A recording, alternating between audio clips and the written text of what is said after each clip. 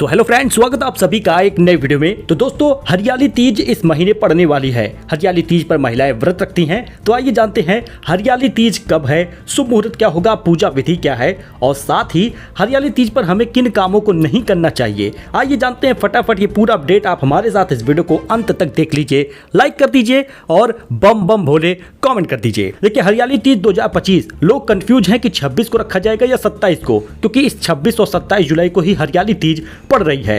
अब श्रावण महीने की शुक्ल पक्ष की तृतीया तिथि को हरियाली तीज का त्योहार होता है। अब इस दिन सुहागन महिलाएं अखंड सौभाग्य और सुखी वैवाहिक जीवन के लिए व्रत रखती हैं। इसके साथ ही कुंवारी कन्याएं विवाह में आ रही अड़चनों को समाप्त करने के लिए और मनचाहा जीवन साथी पाने के लिए ये व्रत रखती हैं। आपको बता दें कि साल में कुल 3 तीज पड़ती है, जो क्रमशः हरियाली, कजरी और हरतालिका तीज होती है। सावन महीने में पड़ने वाली तीज को हरियाली तीज कहते हैं। इस दिन महिलाएं मेहंदी लगाने के बाद हरे रंग की चूड़ियां और कपड़े पहनती हैं।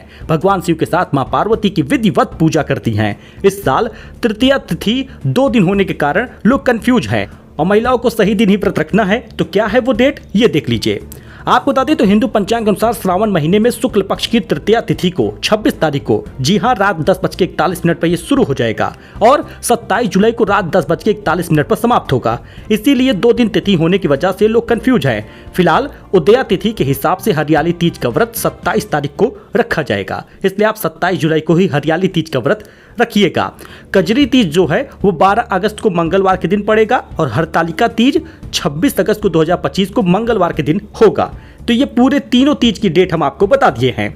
महत्व इसका बहुत है। अगर आप व्रत रखते हैं तो चाहे सावन तीज हो, छोटी तीज हो, मतलब इसका बड़ा महत्व होता है और आपकी हर मनोकामना पूरी होती है।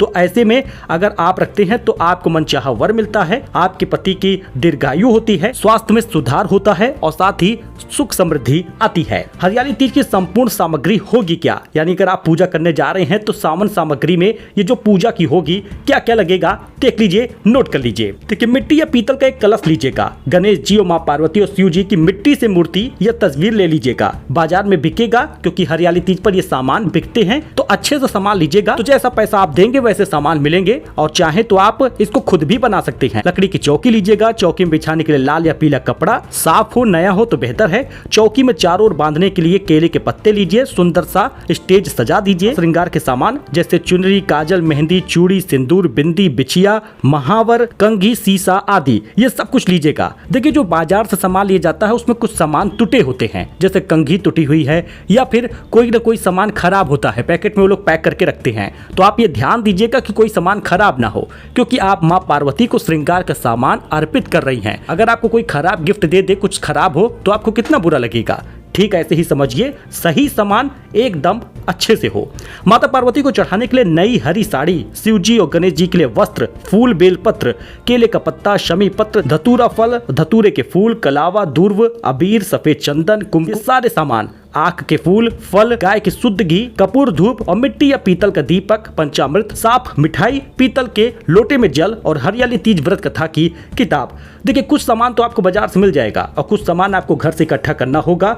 अपने घर में सामान को अच्छे से इकट्ठा कीजिए और पूजा के दौरान बार बार उठना नहीं चाहिए, इस बात का ध्यान दीजिएगा।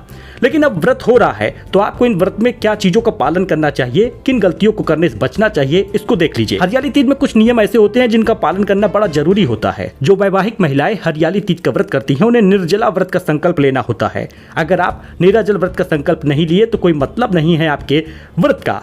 हरियाली तीज के दिन भगवान शिव, माता पार्वती की निर्जला पूजा की जाती है और साथ ही माता पार्वती को 16 श्रृंगार अर्पित करते हैं। पहले ही मैंने आपको बताया, सामान खराब ना हो। हरियाली तीज पर भगवान शिव, माता पार्वती की पूजा प्रदोष काल में होती है। हरियाली तीज के दिन ध्यान करें, मन को पवित्र रखें। इस दिन गुस्सा, झगड़ा, निंदा, चुगली, बुराई दूर रहें, ऐसा बिल्कुल ना करें।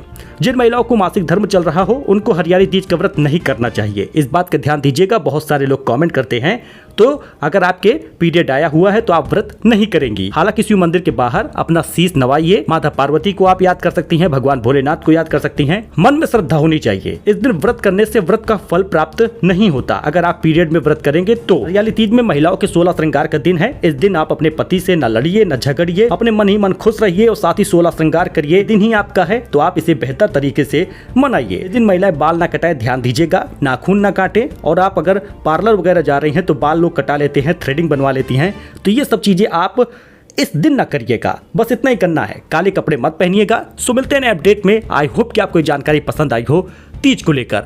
ऐसे ही लेटेस्ट अपडेट हम आपके लिए लेकर आते रहते हैं। बस इस चैनल पर काम की ही खबर मिलेगी तो बम बम भोले लिख दीजिएगा, वीडियो को लाइक कर दीजिएगा। धन्यवाद।